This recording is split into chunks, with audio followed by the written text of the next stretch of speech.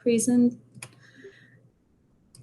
Well, before we dive too deep into everything, hello everyone. If we haven't had a chance to meet yet, my name is Becky, and I am one of the co-leaders of GEG SoCal. I'm also one of the leaders in Global GEG, and I'm really excited about this group. We'll also have Georgina and Bonnie and Jared introduce themselves, and then feel free to introduce yourself in the chat, and we'll kind of go through the layout of what today will look like.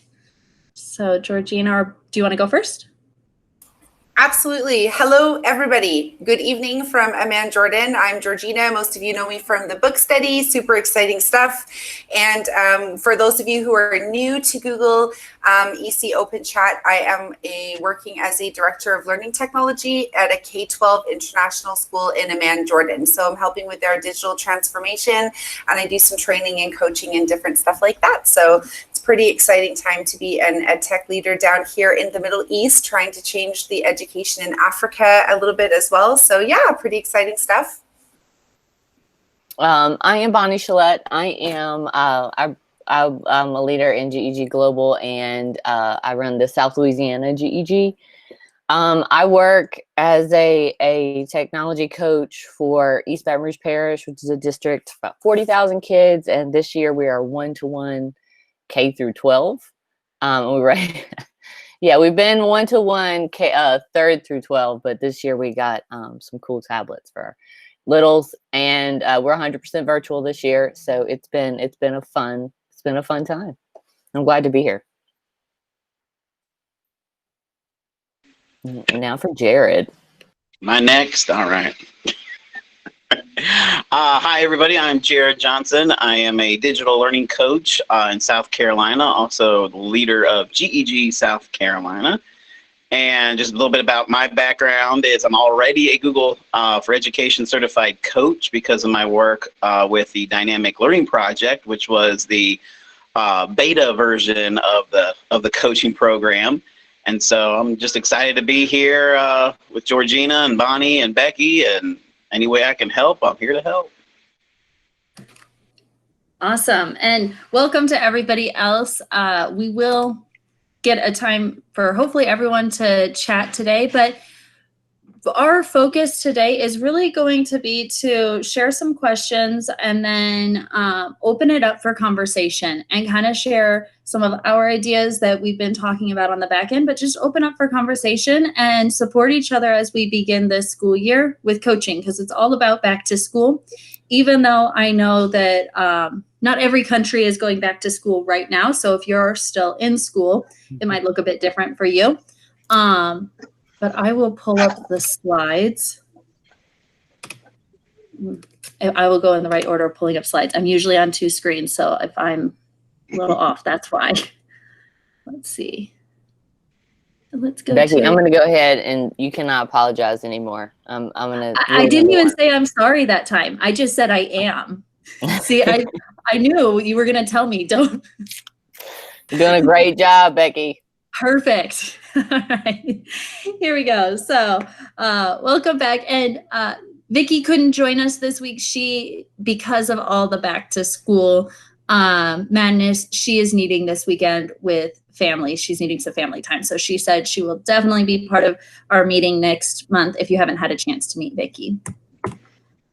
So we're going to start with what does back to school look like for you as a coach this year? And everyone's welcome to throw in the chat, but we'll go around and kind of share some ideas. And then you're also welcome to come off mute and just kind of make this a true, genuine conversation for what does coaching look like for you going back to school. So who wants to kick this off? I'll go ahead and start. So like I said, we're a one-to-one district. We've never been 100% virtual. We've never even done hybrid. So this was brand new for us. I was happy that we've been doing one-to-one for a while, but right, this week was just triage. We've really struggled with meets and kids being able to copy links at the secondary level. And they've been sharing their links on TikTok, and not everybody, not the majority, but enough where teachers are freaking out. So that has been my week. Is like people like, how do you fix this? I don't always have answers. It's kind of been a bummer. So I had a sweet and salty week. One of my bosses always says, you have to tell us sweet and you have to tell us salty. But so, yeah.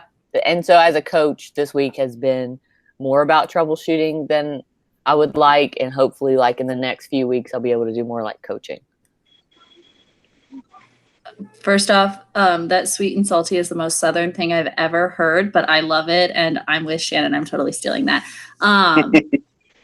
Who all here is starting virtually, or share in the chat if you're starting virtually, hybrid, or face-to-face fully, because I feel like it's going to be really different based on how you're starting. And that might be a further question. So I might be going out of order. Quite a few of us are virtual. I'm fully virtual. Kat, you're face-to-face with an option for remote. Jared's hybrid. Alex is face-to-face, K5, and then hybrid 612. I heard some districts were talking about that, but I didn't know if anyone went through with it. So I'm curious to see what coaching will sound like for you. Virtual. So we've got quite a mix going on. Okay, nice. So coaching's definitely going to look different. And we were kind of chatting earlier today too about how like we're a little bit just like Bonnie in triage mode as coaches. I feel like we're not diving into pedagogy or diving into true challenges. It's those one-off challenges. Any questions, ideas, or comments around what that looks like for you as a coach and how you're getting started back to school? I do have to say something for somebody that's here. Stacy Jemison is here. She works in Livingston Parish where my daughter goes to school. They're doing hybrid. And they're killing it. So I just had to say that. Like it's been great. Yeah, they're doing a great job. I need to give a shout out too, but I don't know who to, but I found this really awesome celebration on Twitter. So I'm going to share it. Somebody had, I remember who it was. It was the lovely team at Ditch That Textbook. So Carly shared that the class teacher had sent a back to school like gift box, and it was wrapped with all kinds of goodies because they're virtual and can't be together, but it was get to know your teacher, and it was all kinds of goodies wrapped up. And it made me think, like, what could we do as coaches for our teachers like that? Could we put together like get to know you boxes, you know, with recyclables and whatnot to get to know our educators as well? So yeah.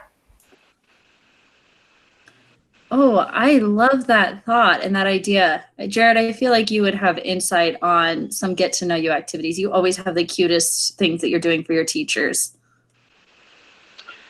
One of the ideas I was tinkering with was trying to, our teacher, a lot of our teachers are big into Bitmojis, and they're just blowing them up poster size and putting them outside the room.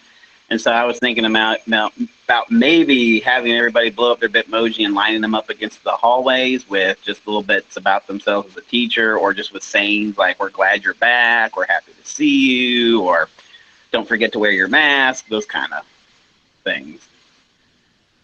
We officially start, we're all together next week, and then we have another week after that of planning, and then we're back with students on the 31st. So I got a couple more weeks to think through some ideas. Okay, I knew you would have something super cute. How could I make that virtual? Like classroom? Well, I'll share. I don't have my instructional coach who I work with very closely. She shared a family member of hers as a teacher, and he put together. I forget the title of it now. It's 30 things I love you, or 30 things I love in 30 seconds. And so he recorded a video of him going, I love playing video games, I love mowing the lawn, I love this, I love that. And then at the end he goes, and I love my students. And that was an idea she and I were thinking about, this could be something fun for our teachers to do as well.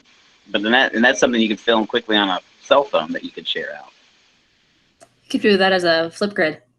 Yep, that too. Oh, I like that. Or Bitmoji slide deck. Yeah, that's a great idea too. Okay. anyone else want to share out or have questions or suggestions for what does back to school look like for you as a coach this year?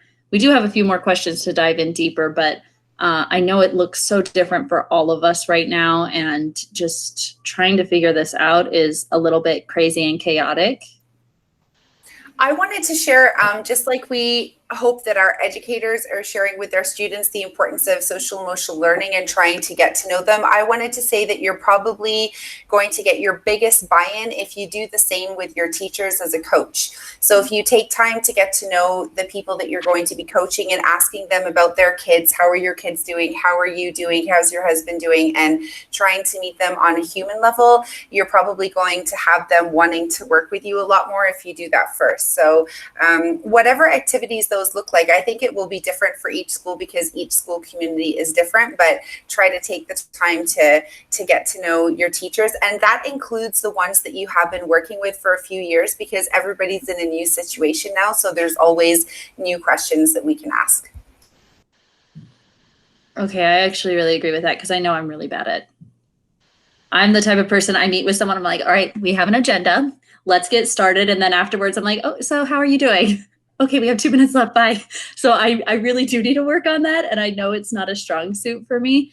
I was in the classroom, but when it comes to adults, I struggle because I feel like I'm wasting their time, and it's not. You're spot on. It's truly building relationships, but I don't know. I need to work on it. It's not necessarily that, you know, because there is like a set time for the coaching session, right? But you could do little things before your coaching sessions start. Like once you've agreed on a time, you could always like drop an email or drop a flip grid for everybody to get to know each other, or whatever is the activity. So it can be done outside of the session to start also, possibly. Mm-hmm. And Shannon, you're right. That trust equals vulnerability, which leads to risk taking. So but that's going to be my challenge for myself this year, is to work on getting to know people better. I've been in my district for 3 years, and most teachers just found out that I've actually taught in 4 other states. So clearly I'm not doing a good job of being vulnerable. All right. Our next question is, how can we support teachers who feel unsuccessful right now? Due to our current circumstances. I mean, some teachers might feel unsuccessful for other reasons, but specifically due to our current circumstances. Anyone want to jump in and share their thoughts here? So I have a thought. Can you guys hear me? Okay. Okay. So yesterday, I got to meet with a group of teachers that are very overwhelmed because they do not typically use any type of technology because of the nature of their job. They are adapted PE teachers. And so the very thing that they do is touch their kids. They help them move. Some kids, they have to pick their limbs up and move them for them. And so they are just so overwhelmed right now with how do I do my job virtually? And so we really just kind of pulled back all of the fancy stuff that they're seeing, you know, and I told them how fun the emojis are and how fun all that other stuff is. I said, but don't forget your learning goal. What is your learning goal? And then think about the tool that you have, which yesterday we talked about Google Classroom. So how can you use that tool to reach your learning goal? And if that's all you focus on for right now, then that's how you're going to get through every day. And it was so awesome to hear the feedback from them. They felt so much more empowered by the end of our time together. And I think it was because somebody gave them permission to just make it simple and calm down. And time so well spent. Yeah, we've been doing something similar in our district. So, and luckily our state asked us to have uniform digital apps for learning, which was a blessing because we were finally being able to say, okay, here's our district's core apps for learning. And then I actually loved what was going around where people had the different apps and then links underneath. Because what I'm starting to do with teachers that are overwhelmed, that are having to use all these new tools, and we're also buying new tools for the things that we have to fill those voids, is just tackling like, and it's kind of like your first year teaching where you think you have to have this Pinterest perfect classroom. Like you were saying, it's like, what's your learning goal? Like, what are you lacking? in this digital environment, and then let's look under and let's find the thing that will solve that problem. So you want to connect with students, let's use Google Classroom, or let's use Flipgrid, so in that way you can have those one-on-one conversations or those reflections, and just streamline it. Like, you don't have to do it all. You don't have to have a Pinterest classroom. We're doing the same thing, and I think both of you really hit the nail on the head. It's meeting them where they are, reassuring them that they don't have to be knowledgeable and the best at each new tech thing that comes up. And I'm really taking some things from our current book study, our adventures. And if the tech doesn't meet your need, don't use it. Don't feel forced to use it, and take it one step at a time. Use it for what you need. If you want to apply it to different areas, and it's useful, great. But like one tech thing at a time. Don't feel like you need to overwhelm yourself. And I've definitely seen, after I've gotten into small group training sessions and stuff and really kind of discussed that with them, you can kind of see that they feel a little better. It just took someone like reassuring them it's okay to do it day by day, step by step. And it's just like with our kids, once they are successful with something, they're going to feel better about taking a risk to do something bigger and something else. And so it's baby stepping them with the technology tools that we have that they may think either don't apply to them, or they're too afraid to think outside the box and how we could use that. Mm-hmm. I actually had an interesting thing happen this week where a principal reached out to me because my district, on top of all of these changes, we got all new computers for the teachers last week, all new smart boards, and all new document cameras. And then we have a new science curriculum and a new math curriculum and a new social studies curriculum. So yeah, the looks on your faces, that's how we're feeling, on top of just everything else. This year was the year. And a principal reached out and she was like, okay, we honestly don't know how to use these new devices. Like, we finally just got into a routine of, here's how we use Classroom, here's how we do this. She's like, can you just train my whole staff? And I said, well, unfortunately, I actually really can't. I don't have the devices and I can't be face-to-face. It's not allowed. So I said, how about you set me up with a small group of teachers and we're just going to get together and troubleshoot, and we're going to come up with our plan that way. And so she was like, meet with the second grade team. They'll be open to it. I reached out to them and said, can we meet as a team? And our first couple minutes together, they go, so were we selected because we're the worst with technology? I was like, no. I said, actually, I don't know how to use these devices at all. Your principal said your site needed help and you truly are leaders on your campus. So I asked if I could troubleshoot with a small group of you. We could dive into this together because I couldn't do a training on something I can't use. And I said, so if you guys don't mind, we can meet as often as you want, once a week, twice a week, and troubleshoot, and then you can share out with the rest of your staff. And I think that just gave them a sense of ownership too, because then they were really open to it and really excited to be like, okay, let's try this out. Let's try this. And they were sharing ideas. And I was virtual. I was like, all right, plug in your smart board. Let's try doing this. Let's extend the screen and you can put your students on your smart board so you can watch them in a meet and you can project on your, we're doing all of this. And it changed that environment from, we don't know how to use it, to let's take a small group and you can be the virtual leaders for your site. So that was a great way to encourage a team that didn't feel successful with some of the new happening. There's so much happening. What a story! It was a good week. On that topic of a ton of new apps, this kind of came up earlier with Shannon. So we have a team of 10 digital learning teachers across our schools. And normally they're 40% teaching and then they coach 60%. And we're also adding 4 new apps this year, but not a new SIS. I'm just praying for y'all, those people that are in the chat that are getting new SISs this year. I'm so sorry. But what we're doing as a team is that we actually made a new website for all of our technology, and we streamlined it so that people don't have to scroll a lot. But as a team, we're going to have one spreadsheet where we're going to keep track of instructional and then coaching videos that we make in regards to the new tech. So in that way, we're not all making the same videos. And it's like, oh, you just need to know how to go into Remind and start a phone call. Here you go. Like, and it sounds like something so small, like that would take 30 seconds to record, but you'll know it never takes 30 seconds to record a Screencastify because you always re-record it, and then you want to cut stuff out. So we're going to have a spreadsheet to organize it across our team. So in that way, we don't have to keep making the same stuff.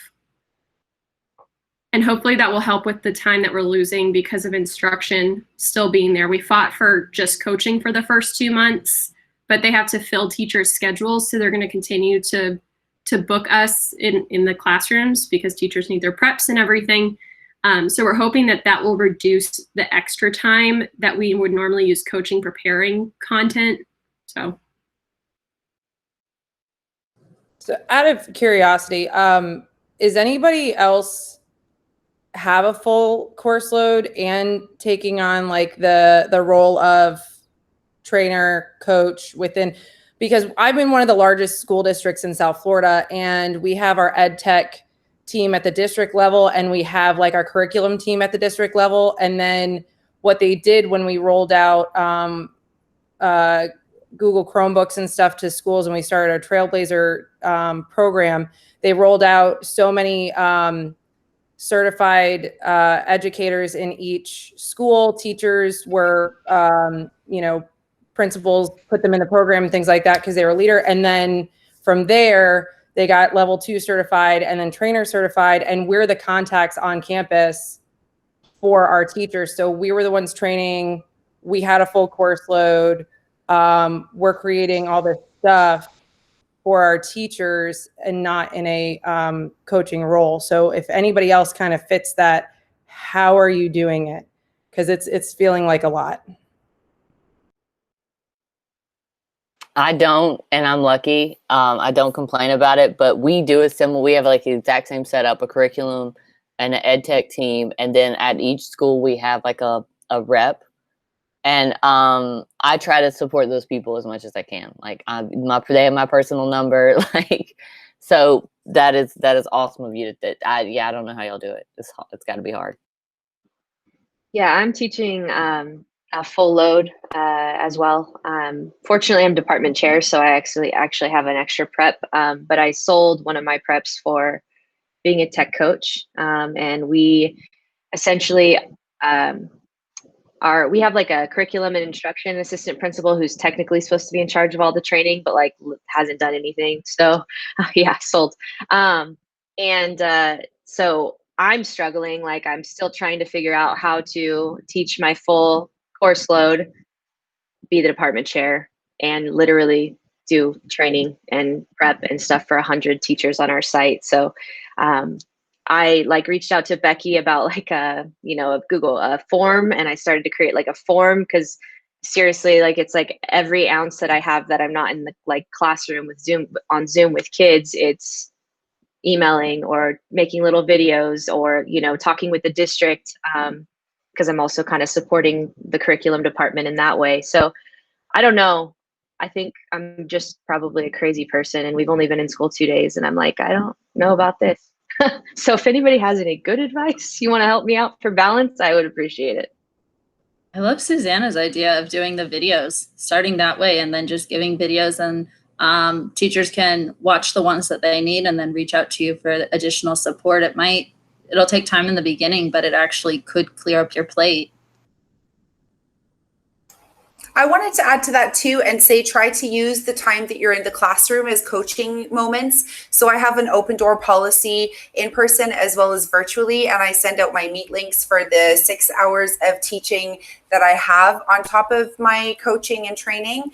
And that really works because people can come in and see you teach and use the tools that maybe you're asking them to teach. You can also do team teaching to combine your classes together, depending obviously on age group and subject. But yeah, these are things that you could try to think of to save your time, but have coaching moments at the same time. Something else you might want to think of. So our grades 6 through 12, we were 1-to-1 pre-pandemic, but we are about to deploy 1-to-1 in grades 2 through 5. And then we're also starting off the year mainly remote, but then some subgroups are in like PKK1 and then ELLs and SPED. But we know that elementary digital learning teachers are going to be like in crazy high demand, not only because we're rolling out one-to-one, teachers are also getting Chromebooks now. We made that swap because we needed to replace them. It's cheaper. Anyways, so they're getting new devices, they're using new apps, they're changing their pedagogy. And we know that like there's no way we're going to meet all the demands. And what we're striving for as a team this year is social, or just not social, emotional health and balance this year, because we got burnt out like in April. And then we got burnt out on top of burnout. You guys know, it just got so bad. So what we're going to do, and y'all know I love my data, we're going to have a Google form at the beginning of the school year. And luckily we have instructional coaches that really dive into the pedagogy. But just at the beginning of the year, with the acquisition of like all these new apps and being overwhelmed and trying to get to everyone, we're going to be doing Google Forms twice in the first month and then once monthly after. And it's just each tool, scale of 1 to 5. How are you feeling? And that 5, like 1 is like, I don't know what this app does. 3 is I feel pretty good using it, but I could use some ideas. And then 5 is like, I could lead a training on it. And then teachers are just going to fill it out, because then you can get quick data on like, hey, we purchased Remind and like nobody knows what they're doing. This is where my time can go best to hit more people, rather than like what you're just hearing. Yeah, sure. I'll make a copy and throw it in the chat.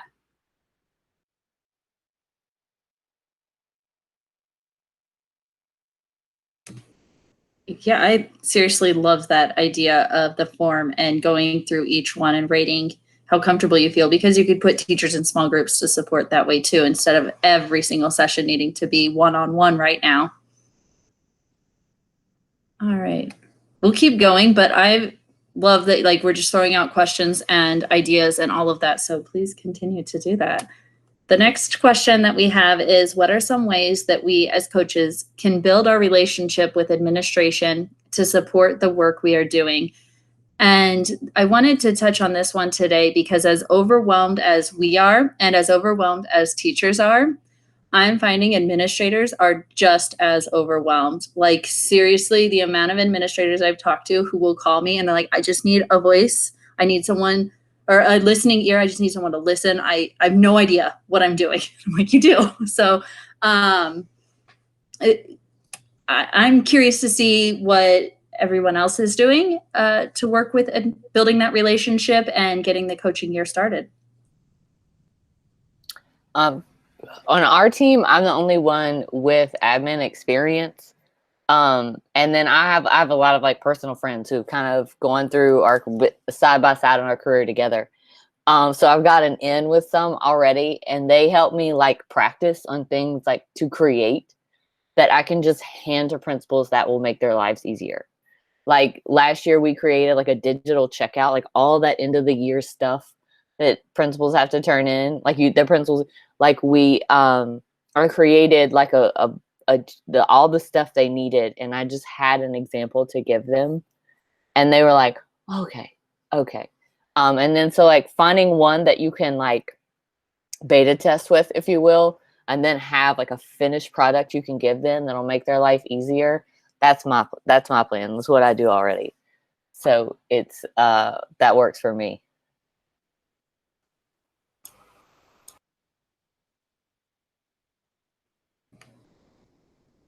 I had a few. I offered a few of our sites because I'm at the district level, so I have 10 sites.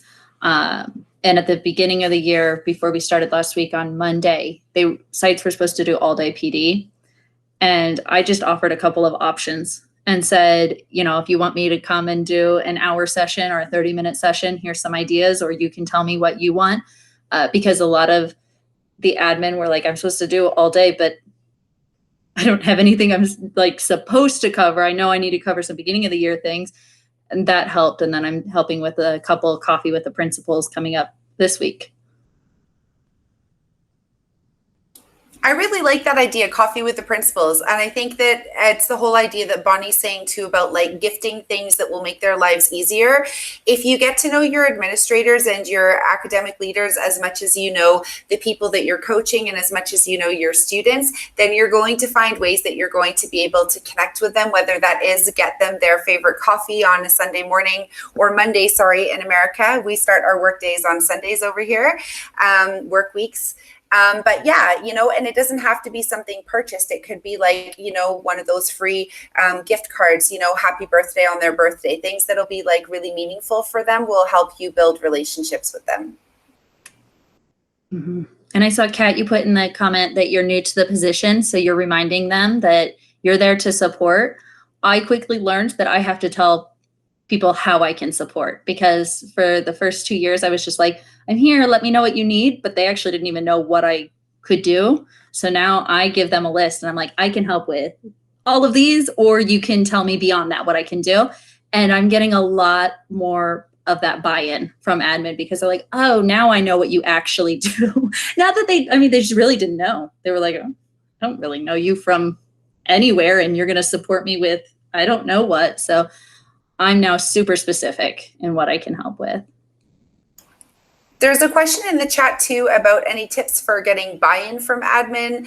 I wanted to say, like, and you're going to have to gauge this one with your school community, but often if you can show them what other schools around your region are doing and let them know that actually, are we up to par with what's going on around the community, it can help, but it could also not help in certain situations. So you really need to gauge that one. But sometimes showing them like a post on Facebook or an Instagram that another school's been like, oh, look at what these kids created using tech, and they could, and how can we match up to that level.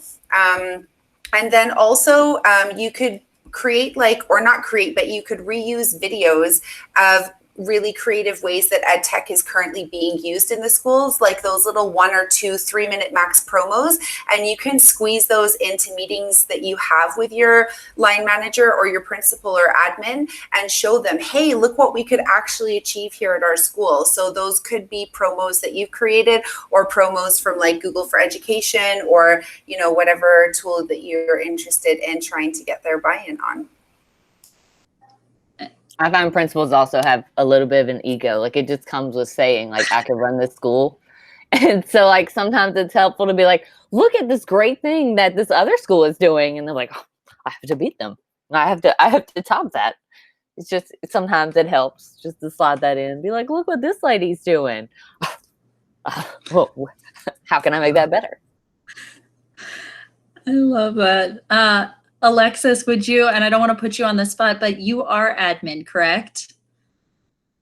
Yes, I look like a hot mess. You don't have to turn your camera on. Yeah, I'm actually admin. This will be my 5th year as serving as the AP at an IB World School. And so we're when you're looking at buy-in, you really want to ensure that the shared goals are in alignment. And so a lot of the things that I've been bringing to my principal specifically is really aligning it with the International Baccalaureate pedagogy and just making sure that everything we're doing is with purpose.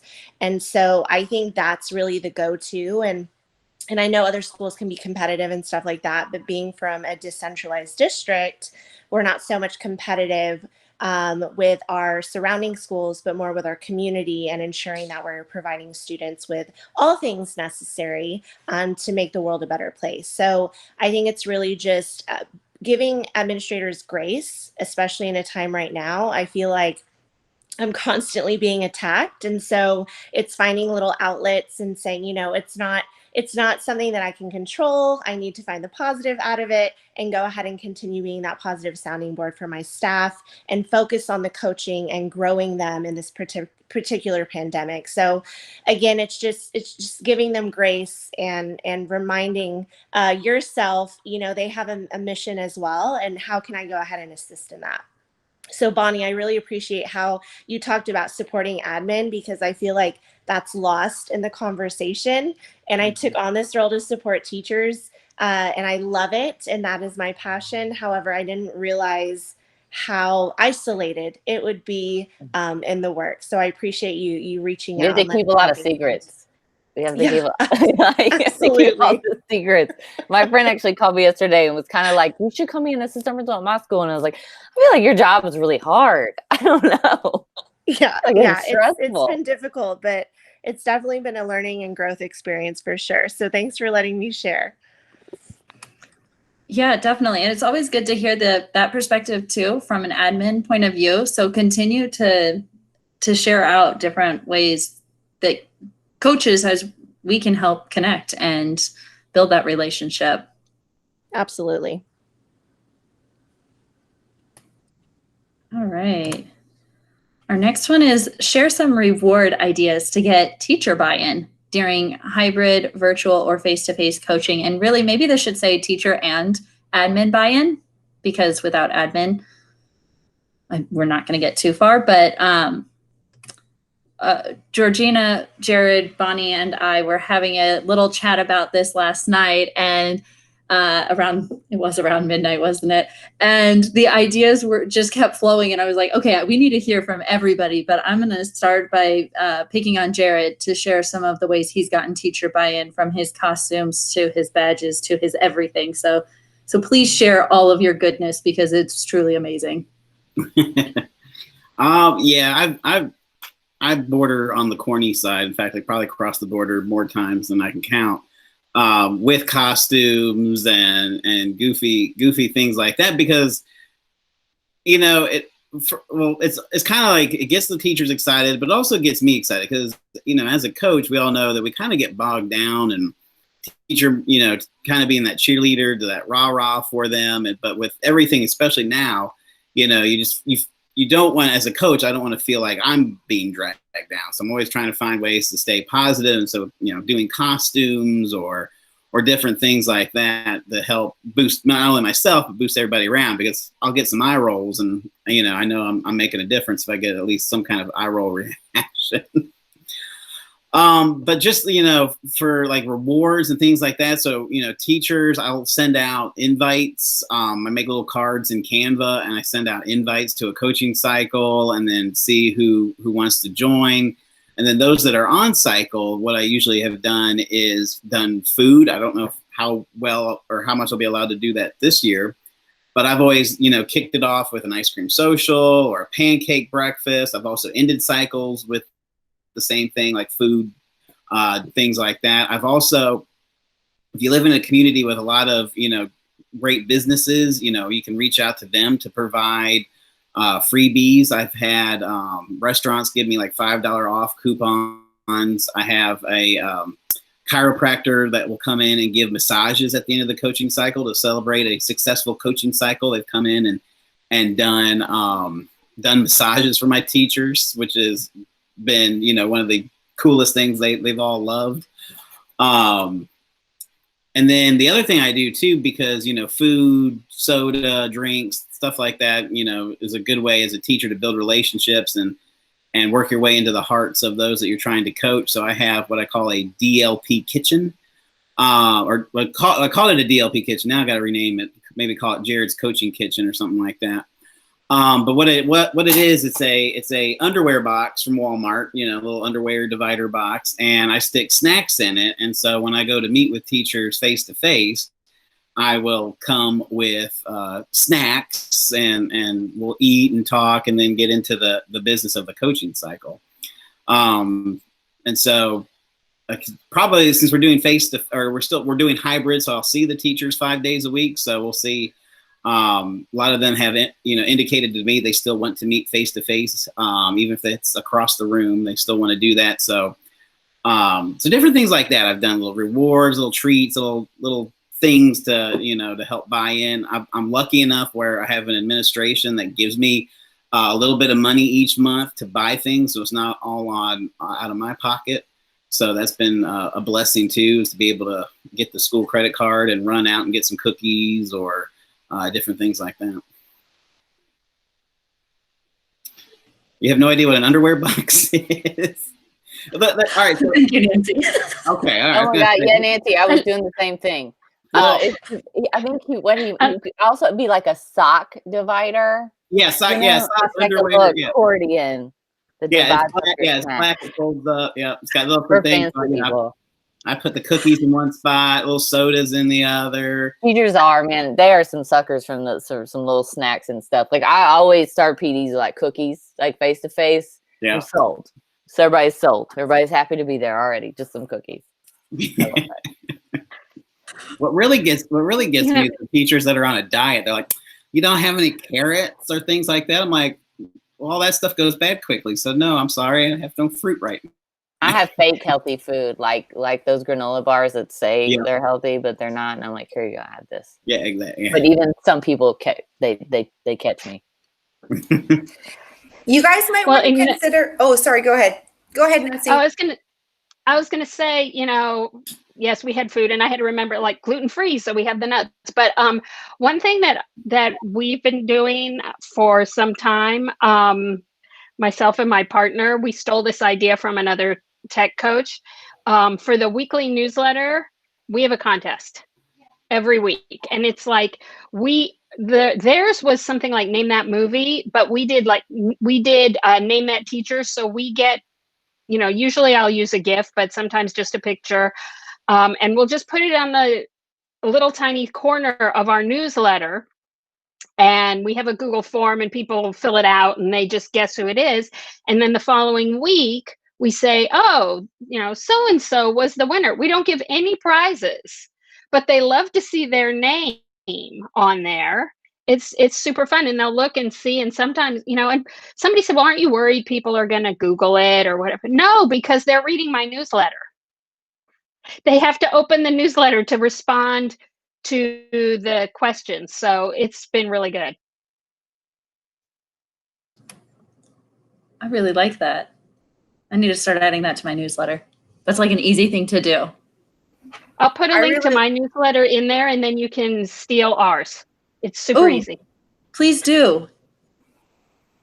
That's a good idea. We have one. I don't always follow up with it. But yeah, having a little newsletter and sharing out, people notice. It's a good idea. I really liked Nancy's idea. My share was going to be regifting time. And so Nancy kind of did that without having prizes. Something that worked really well at my school last year was people who were achieving, etc. I would give them little coupons to do some of their duties. I don't know if they're called duties in America, but when you have like yard duty where you watch the children. So I would offer to take that off a teacher and give them that time back. So if you're in a virtual setting, you could always offer to do like a 10 or 15 minute intro or end to a lesson, and you could give teachers back some time that way as well. So it's one idea.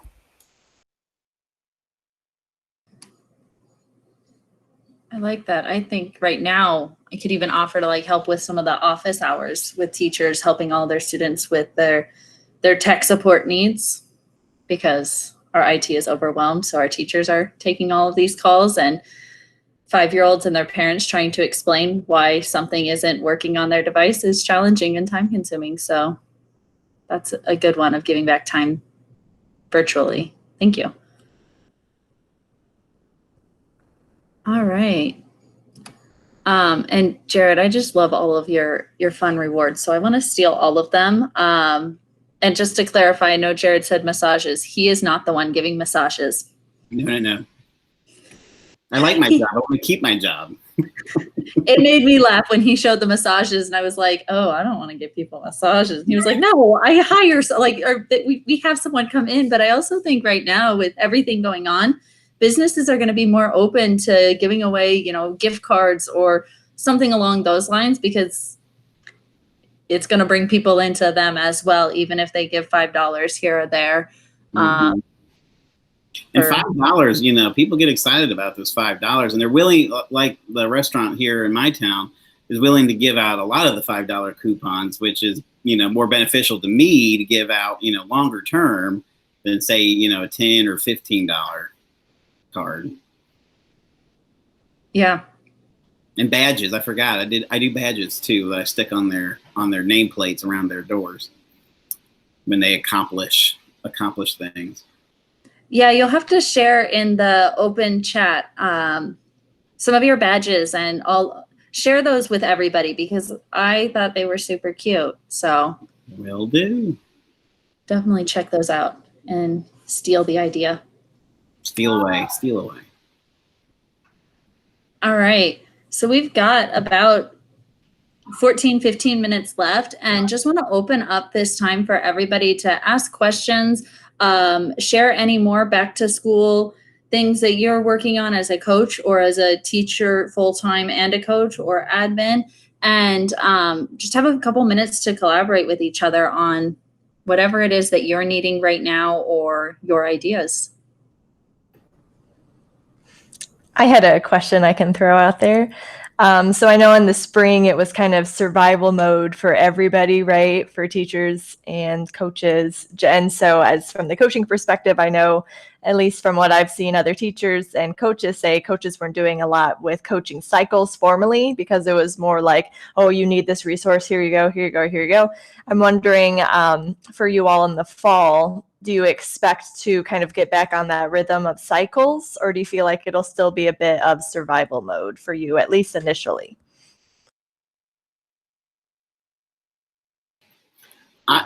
I feel like at least the first 30 days as we try to figure out hybrid and virtual teaching, that I'll probably it's more going to be like fire hose, putting out fires type stuff and true coaching cycles. I'm hoping that maybe by second 9 weeks, I'll be able to lead some true coaching cycles. And that's not if we don't go 100% virtual, and that might change the game again. So that's kind of what I'm working through and thinking about as a coach right now too.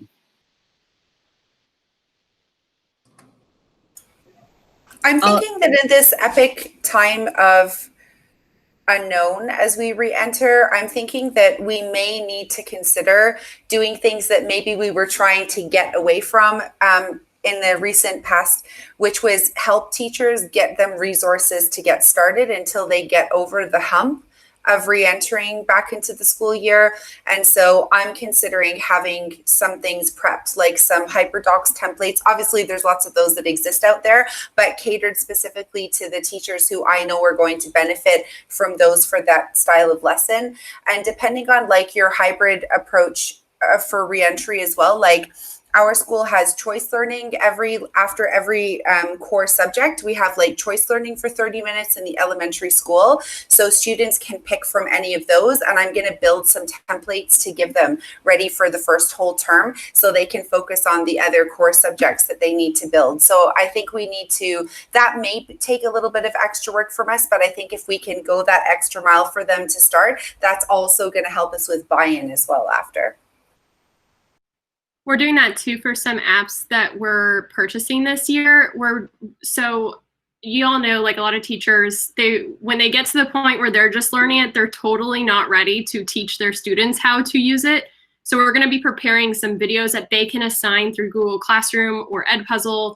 So that shows the students, like it's pre-made by our digital learning team to teach them like, okay, every day when you open up your Chromebook at home, here's where you go and what you click. And then here's how you check your Google Classroom.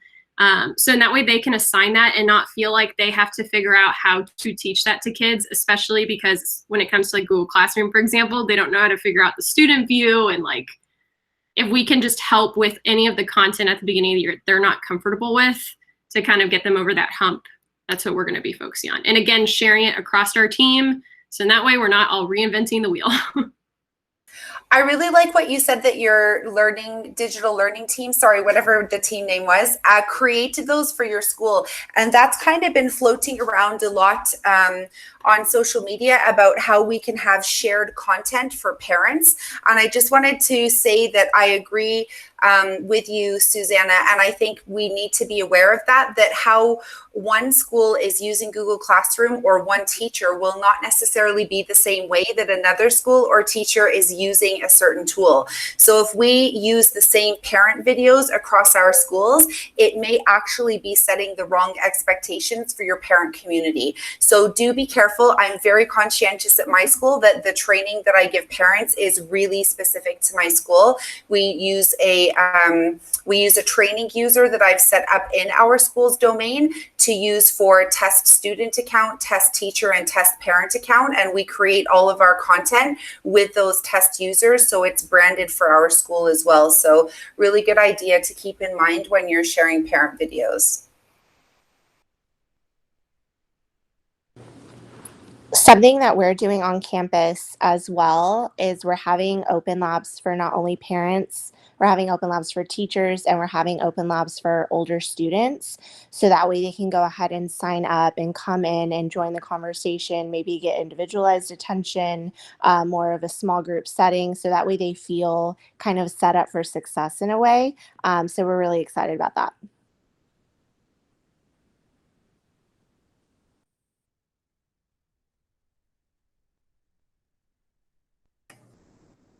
I love it. I think that's great. And I saw Bonnie put in the chat the Global Junior.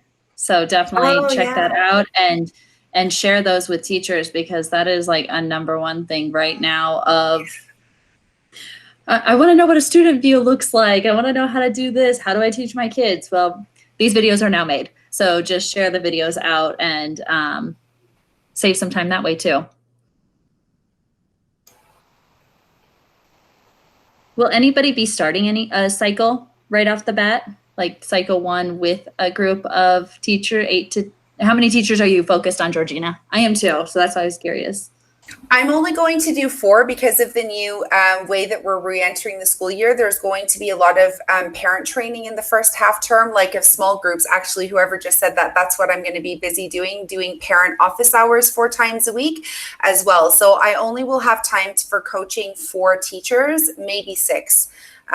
So yeah, I forgot what your question was. Sorry, Becky, but 4 to 6. No, that's what it was, because okay.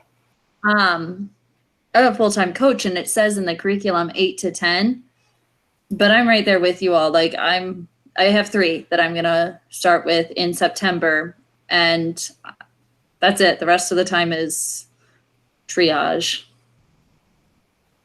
So the other thing that I found worked really well last year is, and I think it's Susanna said she had a digital leaders team. So we have that also of teachers, not instructional coaches. I'm in just one K-12 school, not a district, but I've built up some teachers that are confident and risk takers, et cetera. And now they've been supporting. So I buddy them up with somebody that I'm either coaching or I didn't have time to coach, but they can either have a buddy. So I wanted to remind everybody that the buddy system works really, really well. You can either ask somebody ahead of time who you think might be a good buddy for somebody, or you could ask the teacher that you're coaching, is there somebody you think that you'd like to buddy up with that you've seen use some crazy awesome stuff in their classroom that you could work with on this? And sometimes giving them the chance to work with somebody that's on their same level rather than just the coach will also help them feel that they can take more risks as well.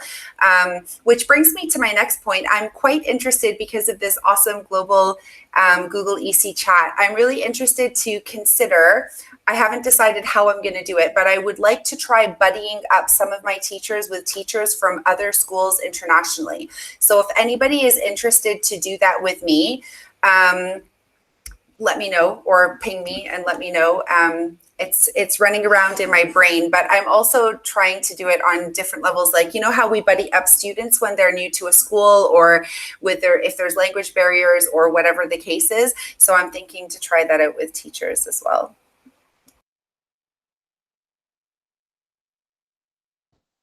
I think that would be super cool. I know a lot of teachers are looking to do some of those like class meets too with schools in other countries, and so they could buddy up and support in technology or in lessons, but then they could also have some class meets if they're allowed to, and could almost be what do you call those, where they have pen pal type of thing for students across the globe. So I love that idea. And Georgina, you have teachers elementary through high school? Yeah, so we go from early years up to year 12. So that's kindergarten, I think, over there, all the way year 12 or 13, you guys, I think, yeah. Yeah, so we often like buddy vertically as well. That's the nice thing about being a K-12 school, is that you can do a lot of things vertically. So just like what I teach is creative media in secondary school. So I'll often say to my students, right, we're gonna build a magazine for what? And we had last year, they're going to actually create a magazine for the year 5s, the grade 5s in the elementary. And so they buddy up the students, and it's the same with the teachers. And it really creates that whole like big brother ideal or notion at the school as well. So it's nice for social emotional learning too. Nice. And Nancy, I see you're hoping 2 to 3 people for this first cycle. Yeah, I'm just getting started with the coaching cycles, so hopefully it'll go well. I have some people who have been reaching out to me and want to really up their game, and so I think I'm going to start with them, but I have to talk to my admin first and make sure that they're all on board.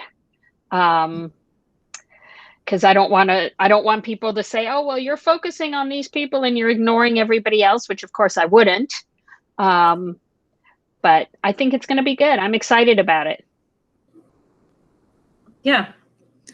No, I think that's exciting. And that I can definitely see your point there. Because a couple of the teachers I'm working with, they're strong in technology, but they haven't been using, like, they're strong in their knowledge of technology. So I'm going to be supporting them in how do you take all these great things you did in the classroom where they weren't using any technology at all, and kind of merge the two. But I could definitely see your point. How do you help those teachers when you have some teachers who struggle figuring out Gmail right now? It is challenging. Yeah. My big tip for teachers right now is learn how to turn off your Google Classroom email notifications, because they are seriously like part of 10 classrooms and getting 500,000 emails. And then they're like, I don't know what to read, so I delete all. Like, don't do that. Yeah, we showed teachers how to click the little button and choose which classes they got notifications from and how to whittle those down. And then we also showed them how to create a filter for things coming from classrooms so that it just went into the side, and minds were blown everywhere. It was awesome. It's that kind of stuff that's needed right now. Like, it seems simple or it seems like it's minimal, but it's not. If you can't sort through your email and your email is getting cluttered already. I mean, we've had 2 days of student contact in my district, like 2 school days, and your inbox should not be at 5,000 in 2 days. Right. And it really helps teachers, because I think one of the issues now for teachers who, especially those teachers who weren't really interested in using technology very much before, and now they're being forced to, they feel really overwhelmed and out of control. And so by showing them that little tip of how you can do that, I think it just gives them back that little bit of control, and that helps them feel more comfortable and confident. I love that. That's really what we need to be doing a lot of right now, is giving teachers back that control. That is so spot on. And I think that's going to be my go-to saying right now is I just need to help them get back control, because you're right. Some teachers, I mean, been doing this for 10, 20, 30 years, and now for the first time feel like they have no control because they don't know how to use the tools in front of them. So giving back that control, I love it. All right, we are at just about an hour, and it is just about nap time.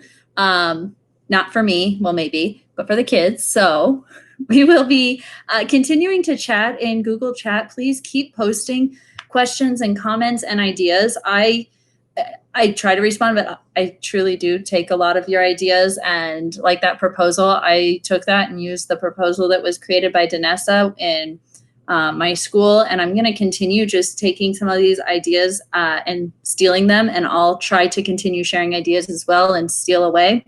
It's not stealing, I'm giving, so I think of it the same way with everyone else.